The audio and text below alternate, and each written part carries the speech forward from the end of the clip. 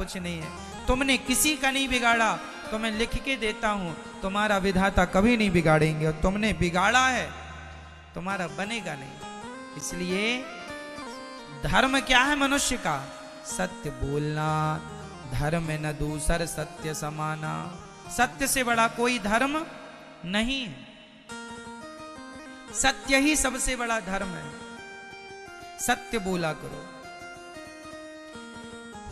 व्यास जी ने 17 पुराण लिखे, शांति नहीं मिली, तब उन्होंने 18वां पुराण नारद जी के कहने पर भागवत जी लिखी।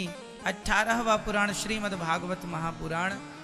नारद जी ने कहा मैं दासी पुत्र था, ब्रह्मा पुत्र हो गया।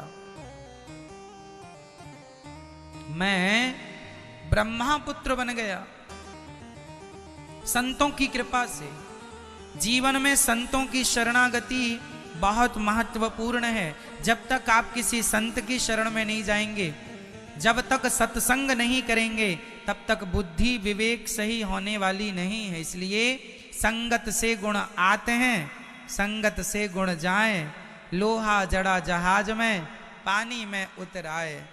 लोहे का एक टुकड़ा आप पानी में डालिए, पानी में डूब जाएगा, पर वही लोहा बड़े बड़े जहाजों में हजारों टन जड़ा हुआ होता है, नहीं डूबता। जो लोहा नाव की संगत करता है, वो लोहा खुद पार होता है, औरों को पार लगाता है। उसी तरह जो सत्संग की नाव से जोड़ लेता है अपने आप को, वो खुद भी पार होता है, औरों को भी पार लगा देता है। और जो नहीं जोड़ता सत्संग से, वो खुद तो डूबता है, औरों को डुबाता है। संगत से गुण आते हैं, संगत से गुण जाए।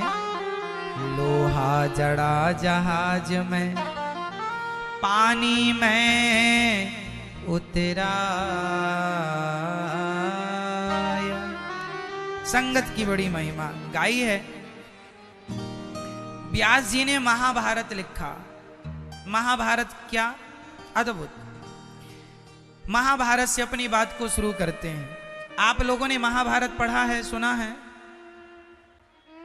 मैया ओ मेरी मां, बैठ जाओ मैया, बेटा बैठ जाओ शांति से। आप में से कितने लोगों ने महाभारत को सुना है, पढ़े हैं या नहीं? महाभारत से आप लोगों ने कुछ सीखा या नहीं?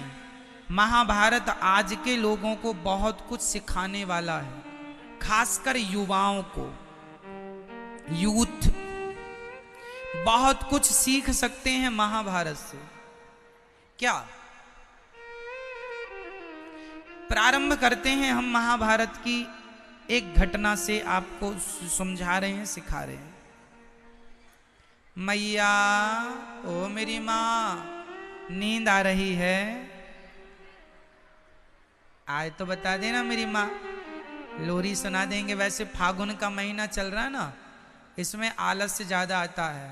और वैसे भी आप लोगों ने होली खेली कि नहीं? वृंदावन की खेल बिहारी जी गए, वहां तो हो रही है। सारी दुनिया में होली होती है, वृंदावन में हो रहा होता है महाभारत। अब मेरी मां ध्यान दे दो मैया, सुनो। महाभारत की एक अच्छी घटना मैं आपको सुनाता हूं, आज के यूथ के लिए सुनाता हूं। महाभारत में एक व्यक्ति का नाम है अभिमन्यु। किनके पुत्र हैं अभिमन्यु? किनके? बेटा बताओ किनके? अर्जुन के। अभिमन्यु की माता का नाम क्या है? माता सुभद्रा। भगवान अभिमन्यु के मामा जी का नाम भगवान श्री कृष्ण। चलो ये था परिचय। अब सुनो, अभिमन्यु जी महाभारत में मारे गए। क्यों मारे गए? कौन बताएगा? क्यों मारे गए? चक्रव्यूह में इसलिए मारे गए क्योंकि वो चक्रव्यूह में जाना तो जानते थे, परंतु वापस आना नहीं जानते थे। अब मुझे एक सवाल आपसे करना है, उत्तर आप दीजिए। अभिमन्यु चक्रव्यूह में जाना जानते थे, आना क्यों नहीं जानते थे? क्यों? इसमें अभिमन्यु की गलती थी या नहीं? बोलो बोलो। नहीं,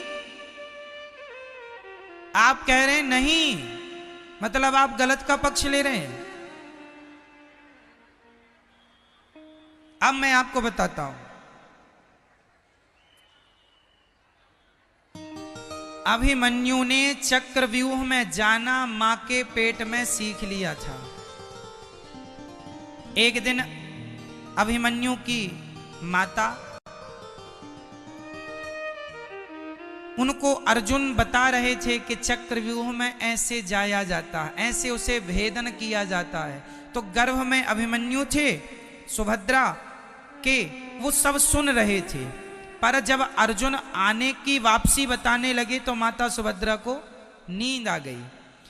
अभिमन्यु इतने टैलेंटेड थे, इतने योग्य थे कि गर्भ में ही जाना सीख लिए।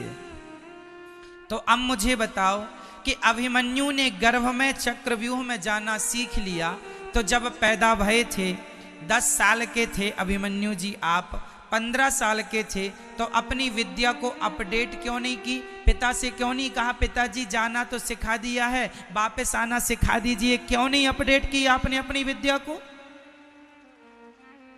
समय था, अभिमन्यु जब मरे चक्रव्यूह में, उस समय अभिमन्यु की आयु 20 वर्ष थी लगभग, मतलब 20 साल का टाइम था। तो इस 20 साल में अपनी विद्या को अपडेट क्यों नहीं किया? समझ लो मेरे नौजवान दोस्तों, समय के साथ यदि अपने विद्या को, अपने व्यापार को, अपने बिजनेस के ढंग को समय के अनुसार अपडेट नहीं किया तो परिणाम वही होगा जो अभिमन्यु का हुआ। इसलिए समय के साथ चलना सीखो। जो टैलेंट तुम सीखे हो वो टैलेंट दो। आज जो योग्यता मेरे पास है, ये योग्यता 2022 के हिसाब से ठीक है, पर 2030 जब आएगा तब बहुत कुछ अपडेट हो चुका होगा मेरा देश। उस समय मेरा ये वाला काम नहीं करेगा, मुझे और अपडेट होना पड़ेगा। आपने बिजनेस जो पहले किया था वो बिजनेस के जमाने गए, व्यापार के जमाने गए। पहले की पैकिंग अलग हुआ, पहले निरमा की, साबुन की पैकिंग अलग हुआ करती थी, आज की पैकिंग अलग आती है। क्वालिटी अलग हुआ करती थी, आज की क्वालिटी अलग है। समय के साथ बदल गई नहीं चीजें, हाँ या ना? फिर जिसने बदला है वो आज मार्केट में है, और जिसने अपने आप को अपडेट नहीं किया मार्केट से आउट हो गए। साहब, समय के साथ चलना सीख लो, नहीं तो समय आपको आउट करता चलेगा। अभिमन्यु से यह सीखना है आज के यूथ को कि अभिमन्यु में एक कमी थी, उन्होंने अपने टैलेंट, अपनी विद्या को अपडेट, जबकि उनके पास समय था, 20 वर्षों का समय था, नहीं की अपडेट। उनको लगा इसी से काम चल जाएगा, उन्हें अपनी विद्या पर भरोसा था। लेकिन कई बार भरोसा काम नहीं आता। आपके जीवन में जो आपने सीखी है विद्या, अनुभव पे, ठीक है अनुभव जरूरी है, अनुभव होना चाहिए, पर कई बार ना वो कहते हैं ना, हवा में कई बार निशाना धोखे से सही लग जाए तो हर बार थोड़ी लगता है। भाई आपने ये वस्तु फेंक दी और सही जगह चली गई, अरे देखो मैं कितना बड़ा निशानेबाज हूं। ना जी, वो निशाने नहीं लगाया था आपने, वो तो यूं फेंक, तुक्का जिसे कहते हैं, तुक्का लग गया। तो आप अपनी जिंदगी को तुक्के के हिसाब से चलाएंगे क्या? एक बार तुक्का लग जाएगा। यदि मार्केट में सदा रहना है और सदा रह के गरजना है शेर बन के, तो तुक्के पर मार्केट नहीं चलेगा। आपके टैलेंट पर, आपकी योग्यता पर, आपकी क्वालिटी पर मार्केट चलेगा। यदि आपके पास टैलेंट है, योग्यता है और आपके पास क्वालिटी है तो आप सक्सेस हैं। नहीं है तो आपको जमाना समय आउट करता चलेगा, खत्म। इसलिए अभिमन्यु से ये आप सीख सकते हैं, ये महाभारत से हमने आपको सिखाया। ये देखो महाभारत में सीखने जैसी ये बातें हैं। और क्या सीखने जैसी बातें हैं वो भी हम आपको सिखा रहे हैं। बताइए महाभारत से आप और क्या सीख सकते हैं? सुनो, महाभारत से और क्या सीखा जा सकता है? महाभारत से हमें निर्णय लेने की क्षमता, अपनी क्षमता को डेवलप करना चाहिए। निर्णायक आज के जमाने में ना, आज के जो यूथ हैं, हमारे नौजवान दोस्त भाई, हमारी बहन बेटियां हैं, ये निर्णय नहीं ले पाती कि अब इस सिचुएशन में हम क्या करें, कौन सा डिसीजन लें, क्या करें कि हमारा हित हो, हमारा भला हो। तो निर्णय क्या होने चाहिए वो समझो। मुझे एक सवाल आपसे फिर पूछना है, उत्तर आप देंगे, नहीं तो ये दास अनिरुद्ध तो बैठे ही आपके लिए सेवा में। बताइए, क्या महाभारत के युद्ध को रोका जा सकता था? बोलो, क्या महाभारत के युद्ध को रोका जा सकता था? हां या ना में जवाब देना है आपको। हाँ हाँ, बिल्कुल सही कहा आपने, रोका जा सकता था। अब ये और बताओ कि महाभारत के युद्ध को यदि रोका जा सकता था तो किसके द्वारा रोका जा सकता था? किसके? जोर से, किसके? किसके? जोर से। आप कंफर्म नहीं कर पा रहे हैं क्या? कौन थे वो? हाँ, यदि आप कह रहे हैं दुर्योधन, तो सुनो, दुर्योधन की तो कोई वैल्यू ही नहीं थी, क्योंकि दुर्योधन तो उस समय राजा था नहीं। भाई दुर्योधन की तो कोई वैल्यू नहीं थी ना, राजा तो था नहीं। राजा कौन था? धृतराष्ट्र। धृतराष्ट्र एक पिता है, वो एक पिता भी हैं और एक राजा भी हैं। यदि इस महाभारत के विनाश को रोका जा सकता था तो भगवान शांति का प्रस्ताव लेकर गए थे। किसके सामने रखा था प्रस्ताव? धृतराष्ट्र, क्योंकि उस समय धृतराष्ट्र ही राजा थे।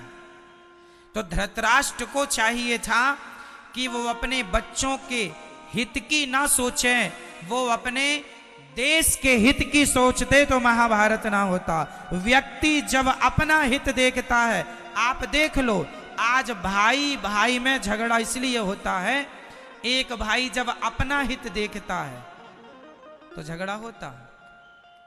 और यदि आप अपना हित ना देखकर पूरे परिवार का हित देखते हैं तो विवाद नहीं होता। यदि धृतराष्ट्र ने यह सोच लिया होता कि भाई पांडु के बेटे हैं और हस्तिनापुर के राजा पांडु ही थे, वो तो पांडु अपने भाई को राजगद्दी पर बिठा के शिकार खेलने गए, तो वहां पर एक मृग और एक मृगी दोनों अपनी क्रिया में मस्त थे, भोग की क्रिया में थे। और उस समय पांडु ने हिरणी को बाण मार दिया और हिरण को बाण मारा, हिरण मर गया। मरते हुए उसे हिरण ने श्राप दिया कि जैसे मैं अपनी हिरणी के संग कामरत था, उस समय तुमने मुझे मारा, जाओ मैं तुम्हें श्राप देता हूं, जब तुम अपनी पत्नी को काम वासना से स्पर्श करोगे उसी क्षण तुम्हारी मृत्यु हो जाएगी। ऐसा श्राप पांडु को दे दिया। तो पांडु उस समय हस्तिनापुर के क्या थे? राजा थे। अब उन्हें लग गया श्राप। ये घटना है हिमालय की। वो हिमालय में कुटिया बना के रहने लग गए। उनकी दो पत्नी थी, माद्री और माता कुंती। उस समय इनके बच्चे थे नहीं। माता कुंती को एक बेटा हो गया था सूर्य से, जो कि बहा दिया, जिसे कर्ण कहते हैं। माता कुंती को कुछ मंत्रों का ज्ञान था, दुर्वासा जी ने मंत्र दिए थे, तो उन्होंने 3 मंत्र कुंती मां ने पढ़े, तो 3 देवताओं ने उन्हें पुत्र दिया, जिनका नाम था युधिष्ठिर, अर्जुन और भीम। फिर माद्री को कुंती बुआ ने 2 मंत्र दिए, तो 2 मंत्र पढ़ के उनके भी 2 बच्चे हुए, नकुल और सहदेव। तो ये 5 बच्चे हो गए। अब 5 बच्चे हो तो गए, आना जाना चालू हो गया। धृतराष्ट्र को पता चल गया कि पांडवों के बच्चे हो गए। ठीक है, एक दिन माद्री अपने कपड़े सुखा रही थी, तो माद्री को देखकर पांडु कामासक्त हो गए और अपनी पत्नी को टच कर लिया काम भाव से। उसी समय उनकी मृत्यु हो गई। अब नियम यह था कि जब राजगद्दी पांडु की थी, तो नियम यह था कि उस गद्दी का अधिकारी पांडु के बड़े बेटे का ही अधिकार था, धर्मराज युधिष्ठिर का। और कौरवों में भी बड़े पांडव ही थे, अर्थात युधिष्ठिर। तो नियम तो यह कहता है कि उस गद्दी का अधिकार किसके पास जाना चाहिए? युधिष्ठिर के पास। लेकिन धृतराष्ट्र की बुद्धि घूम गई और धृतराष्ट्र के अंदर आ गया लोभ। और याद रखना मेरी मां, जब जब लोभ आता है तब तब विनाश होता है। इसलिए आज के लोग इतने लोभी हो गए हैं कि वो अपना ही फायदा देखते हैं। मेरा ही बने, तुम्हारा बिगड़े तो बिगड़े। ये तुम्हारा लोभ तुम्हारा सर्वनाश कर सकता है।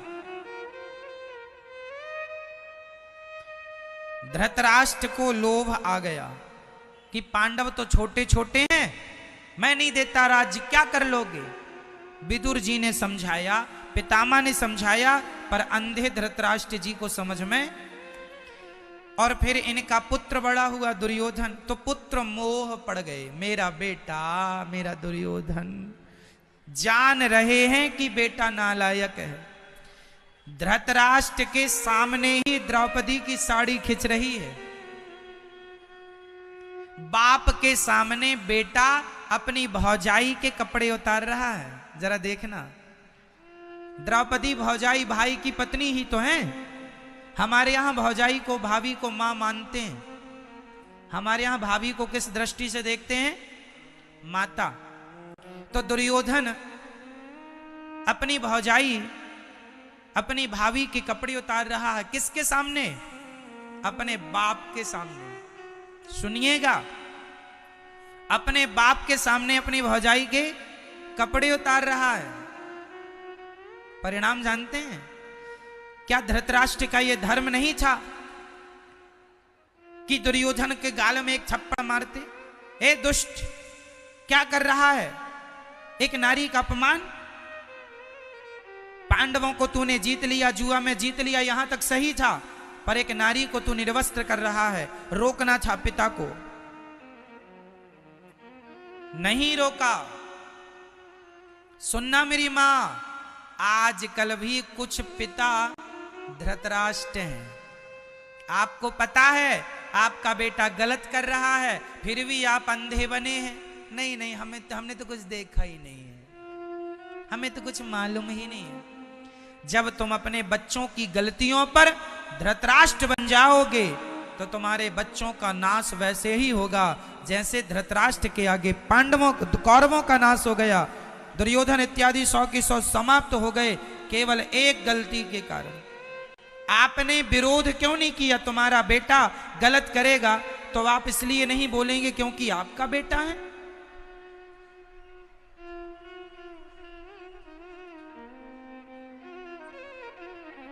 कोई हो, न्याय सबके साथ होना चाहिए, अन्याय ना हो। मैया महाभारत से सीख लो। आज का बाप, जितने भी बाप सुन रहे हैं ध्यान से सुनेंगे, आज का बाप कहीं धृतराष्ट्र ना हो जाए। यदि धृतराष्ट्र हो गया तो संतान दुर्योधन ही होगी। इसलिए बच्चों को संस्कार देना, काश धृतराष्ट्र ने अपने बच्चों को संस्कार दिया होता तो ये धन के लिए युद्ध ना करना पड़ता, राज्य के लिए युद्ध ना करना पड़ता। विडंबना जानती हो मेरी मां? इसका एक समाधान भी निकला था महाभारत में। पांडवों का बंटवारा कर दिया था। हस्तिनापुर और इंद्रप्रस्थ, ये दो बंटवारे हो गए थे। हस्तिनापुर मतलब आज की मेरठ। आज जिस जगह पर मेरठ है ना, वो हस्तिनापुर उस जमाने का, वहां के राजा थे धृतराष्ट्र। तो धृतराष्ट्र पर जब दबाव बनाया गया कि भाई पांडवों को दो, तो उन्हें इंद्रप्रस्थ कर, इंद्रप्रस्थ बोले तो दिल्ली, आज की दिल्ली, इंद्रप्रस्थ जो है आज की दिल्ली, ये पांडवों को दी गई थी। ये पूरी बंजर थी। तब इसे पांडवों ने अपने पसीने से, अपनी मेहनत से इस नगरी को बसाया। और इसे इतना बढ़िया, देखो मेहनत करके पांडवों ने नगरी बसाई और इन्हें छोड़ दिया कि चलो मेरे ताऊ जी हैं वो वहां रहें, हम यहां रहें। चलो हो गया बंटवारा, अब कोई विवाद नहीं था। लेकिन विवाद कब खड़ा हुआ? जब दुर्योधन की नजर पांडवों के हस्तिना इंद्रप्रस्थ पे पड़ गई। अरे खुद का राज्य तो मिले, उनका भी मिल जाए, हड़प लो उनका, हड़प, जुआ खेल के हड़प लिया। यही है विनाश का कारण। आप अपने धन से संतोष नहीं रखते, औरों का मिल जाए। जब ये लोभ तुम्हारे अंदर आ जाएगा, तुम्हारी आंखों के सामने तुम्हारा सर्वनाश हो जाएगा। इसलिए रोक लो अपनी इच्छाओं को, रोक लो अपने अंदर के दुर्योधन को, नहीं तुम्हारे अंदर का दुर्योधन जरूरत से ज्यादा लोभ, लोभ रूपी दुर्योधन। कौन सा दुर्योधन? लोभ। आपके अंदर लोभ है या नहीं? आपके अंदर से मतलब यह है जिनके अंदर है, हम उनकी बात कर रहे हैं। आज समाज में देखने को मिलता है, एक भाई ने दूसरे भाई की संपत्ति हड़प ली, हड़प लेता। कितने भाई हैं जिन्होंने भाई को बंटवारे में कुछ नहीं दिया? 5 भाई थे क्या हैं? 5 भाई हैं, उनमें से 4 भाई अपने बड़े भाई का बड़ा सम्मान करते थे। मेरा बड़ा भाई जो करेगा अच्छा, उसे बाप की तरह मानते थे। बाप मर गया, 4 भाई 5वें भाई को बाप की तरह सम्मान करते थे, प्यार करते थे, उसके कहने पे काम करते थे। अंत में क्या किया? बड़े भाई ने गेम खेल लिया, सारी संपत्ति जमीन जायदाद बेच करके अपने नाम खरीद लिया दूसरी जगह, और जो थोड़ी मोड़ी बची उसका बंटवारा कर लिया। समझ रहे हैं? चारों भाई इसे बाप की तरह दर्जा देते थे, प्यार करते थे। मेरा भाई है, गलत नहीं करेगा। लेकिन उस भाई के अंदर दुर्योधन सवार हो गया। लोभ, मेरा ही बेटा काम बढ़े, मेरा ही नाम बढ़े, मेरा ही पैसा बढ़े, ये लोग ऐसे ही रह जाएं। आजकल तो भाई अपने भाई को बढ़ता हुआ नहीं देख पा रहा है। यही दुर्योधन है। जरूरत से ज्यादा लोभ दुर्योधन को आया, सर्वनाश हो गया। धृतराष्ट्र जैसा बाप हो और गांधारी जैसी मां आंखों में पट्टी बंधी है, बेटा खींचो द्रौपदी की साड़ी, हम तो पट्टी बांधे, हम तो कुछ नहीं देखेंगे, खींचो। जहां बाप खिंचवाए साड़ी और मां ने पट्टी उतारी, गांधारी ने पट्टी उतारी अपनी आंखों की एक बार। कब? जब 99 मर गए। दुर्योधन कल सारे कपड़े उतार के आ जाना, हम तुम्हें पट्टी हटा के देख लेंगी, तुम वज्र के हो जाओगे, तुम नहीं मरोगे। अमर हो जाओगे। दुर्योधन चला निर्वस्त्र होके। भगवान ने कहा कहां जा रहे हो? बोले मां ने बुलाया। भगवान बोले लो, छोटे थे तब तो ऐसे ही थे निर्वस्त्र, अब तो बड़े हो गए हो, कुछ तो कपड़े पहन लो, शर्म नहीं आती? मां ने कहा ऐसे ही आना। भगवान बोले तो मां ने कपड़े पहनने का मना किया, केले के पत्तों को लपेट लो। भगवान ने केले के पत्तों की टॉवेल दे दी, ढक लिया उसने। मां के आगे खड़ा हुआ, मां ने पट्टी उतारी, सारे अंग को देखा, जहां जहां दृष्टि पड़ी माता गांधारी बड़ी पतिव्रता नारी थी। सारे जीवन की तपस्या लगा दी उन्होंने अपने दुष्ट बेटे को बचाने के लिए। काश उन्होंने द्रौपदी की लाज बचाने के लिए पट्टी उतारी होती तो माता गांधारी आज ये दिन देखने ही ना पड़ते तुम्हें।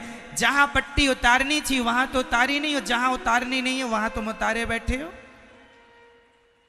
सीख लो, सीख लो, सही वक्त पर सही डिसीजन लेना सीख लो। सही वक्त पर सही समय पर सही निर्णय नहीं लिया, गलत निर्णय ले लिया तो आपका वो गलत निर्णय सारी जिंदगी कांटे की तरह चुभता रहेगा। मेरी मां, सही समय पर सही डिसीजन लेना सीखो, सही निर्णय लेना सीखो। विचार करो, बिना विचारे जो करें सो पाछे पछताएं। काम बिगाड़े आपनो, जग में होए हंसाएं। बिना विचारे नहीं करना कोई काम। करने के पहले, किसी काम को करने के पहले विचार। पहले के राजा महाराजा जो करते थे, अपने पूरे मंत्री संतरी अंत में प्रजा को बिठाकर विचार करते थे कि हम ये काम करेंगे, ये कदम उठाएंगे तो इसके फायदे क्या होंगे और इसके कोई भी काम करना हो जीवन में तो दोनों पहलुओं पर दृष्टि डाला करो। इसके लाभ क्या होंगे और इसकी हानि क्या होगी, फायदे क्या होंगे और नुकसान। हमने ये फैक्ट्री डाली, इसके फायदे क्या हो सकते हैं, इसके नुकसान क्या हो सकते हैं। हमने ये काम किया, इसके फायदे क्या होंगे, नुकसान क्या। रिस्क तो लेना पड़ता है जीवन में, लेकिन थोड़ा सा दृष्टि डालना होगा कि नुकसान होगा भी तो कितना होगा और फायदा होगा तो कितना होगा। फायदा होगा तो हम उस प्रॉफिट से करेंगे क्या, और लॉस होगा तो वो लॉस का, नुकसान का पैसा लाएंगे कहां से। ये विचार है। ये क्या है मेरी मां, ये क्या है बोलो मेरी मां। आप लोग विचार नहीं करती हो। एक बार विचार तो कर लो कि आप अपनी बहू की बुराई पड़ोसन से करोगी तो उससे फायदा क्या है और नुकसान क्या है। आपने तो बहू की बुराई पड़ोसन से कर दी और करके घर आ गई और बहू से कहा बहू चाय बनाओ। हाँ माँ जी लाई, वो चाय बना रही और तुमने तो उसकी बुराई पड़ोसन से कर दी और पड़ोसन ने तो जाके उसकी पड़ोसन से उसकी पूरे गांव में हल्ला। लोग तुम्हारी को बुरा कहेंगे, लो इनकी बहू ऐसी है, इनकी सास ऐसी है। कोई भी निर्णय लो, विचार कर लो। कोई ना हो विचार करने के लिए, अपने आप से बातें किया करो। किससे? अपने आप से। समय निकालो, एकांत में बैठो, अपने से बात करो कि हम ये डिसीजन लेने जा रहे हैं, ये करने जा रहे हैं, इसका फायदा क्या होगा। हम आपको ये बोलेंगे, हम आपको गाली देंगे, इससे हमारा फायदा क्या होगा और नुकसान क्या होगा। हम आपको एक थप्पड़ मारेंगे, इससे हमारा फायदा क्या है, नुकसान क्या। इसलिए बिना विचारे नहीं करो कोई काम। तुम्हारा कर्मचारी, तुम्हारा घर का कोई वर्कर यदि तुम्हें पसंद ना आए तो हाथ जोड़ के कह दो भाई साहब अब काम मत करना, ठीक है, नहीं करना, कल से मत आना। अब ऐसा नहीं कि उसने गलती की और आपने उसकी मां बहन गाली दी, अपमानित किया और सारे समाज में उसका अपमान किया और फिर निकाला घर से। क्या होगा? इससे वो आदमी तुमसे द्वेष रखेगा। क्या रखेगा? द्वेष रखेगा। और बीमारी को और दुश्मन को हल्के में नहीं लेना चाहिए। तुमसे द्वेष रखेगा, तुमने अपमान किया है, कभी तुम अकेले मिलोगे वो तुम पर बड़ा भयंकर घात कर सकता है, तुम्हारी जान भी ले सकता है, क्योंकि अपमान आदमी को जल्दी से सहन नहीं होता। इसलिए बिना विचारे जो करें सो पाछे पछताएं। किसी का काम पसंद नहीं आए, निकालना है प्यार से कहो, भाई साहब हो गया चलो। प्यार से कहने के दो फायदे हैं, कल को आपको उसकी कमी लगेगी और वो गलती स्वीकार कर लेगा, माफी मांग लेगा, तो कल फिर रास्ते दरवाजे तुम्हारे और उसके लिए खुले। पर उसको गाली गलौज करके अपमानित करके निकालोगे तो कल तुम्हें उसकी जरूरत भी पड़ी तो वो आएगा नहीं। बात समझ रहे हो हम क्या कह रहे हैं? हम केवल एक व्यक्ति का उदाहरण देके बहुत कुछ समझा रहे हैं आपको। जीवन में डिसीजन कैसे लेना है, जीवन में निर्णय कैसे लेना है, हर व्यक्ति को कैसे। आज आपने अपनी पत्नी को अपमानित कर दिया, गलत बात कर दी पत्नी से, तो क्या जो बात आपने की, क्या इस बात की जरूरत थी? आपने अपने पति से जो गलत बात कर दी, कह दी, क्या इस बात की जरूरत थी? तुम दोनों पति पत्नी एक दूसरे को गाली दोगी ना, अपमानित करोगी ना मां, तो मैं लिख कर देता हूं कल तुम दोनों एक हो जाओगे, लेकिन तुम दोनों के दिल में वो बातें चुभती रहेंगी कि इन्होंने ये कहा था, इन्होंने ये कहा था। तुम भले एक हो जाओगे पर वो बातें बनी रहेंगी सालों बाद भी कि मेरी पत्नी ने देखो भले एक हो गई पर कहा ये था, पति भले एक हो गया कहा है। इसलिए कहो ही मत ना, जिसके संग जीवन गुजारना तो काहे उसके प्रति कोई कड़वाहट रहे, या फिर इतनी क्षमता हो कि कहे हो तो फिर भूल जाओ, या फिर ये लक्षण हो आपका, या फिर कहो ही मत। इसलिए मैं कह रहा हूं बिना विचारे, बोलो मेरे संग, बिना विचारे जो करें सो पाछे पछताएं।